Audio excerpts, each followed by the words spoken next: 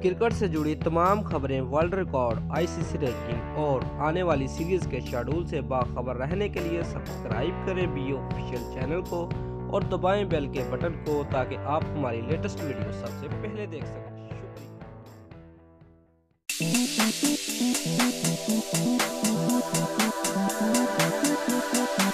Viewers, आज हम आपको बताएंगे शर्जील खान और खालिद लतीफ के बारे में कि ये दोनों खिलाड़ी 2019 वर्ल्ड कप खेल पाएंगे कि नहीं।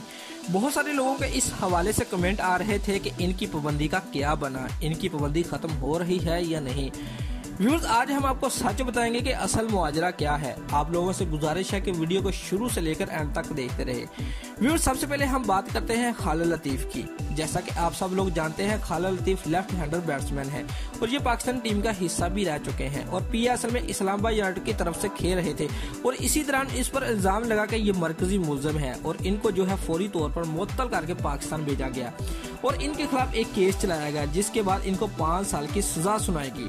व्यूअर्स, शर्जील खान जो है ये भी एक लेफ्ट हैंडर बैट्समैन है और ये भी पीएसएल में इस्लामाबाद यूनाइटेड की तरफ से खेलते हैं और इनको भी पीएसएल के दौरान ही मुल्क वापस भेजकर इनके खिलाफ केस चलाया गया और इनको भी 5 साल की सजा सुनाएगी।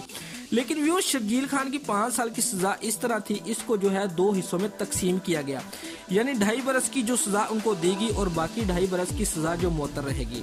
यानी कि अगले जो 2.5 बरस की सजा काट रहे होंगे, इसी दौरान अगर इनका रवैया अच्छा रहा और इनके खिलाफ मजीद कोई मामला सामने ना आए और तमाम रिकॉर्ड क्लियर रहे इस 2.5 साल के अरसे के दौरान, तो इनके अगले 2.5 साल की सजा जो है वो खत्म हो जाएगी और इनको क्रिकेट खेलने की इजाजत दे दी जाएगी।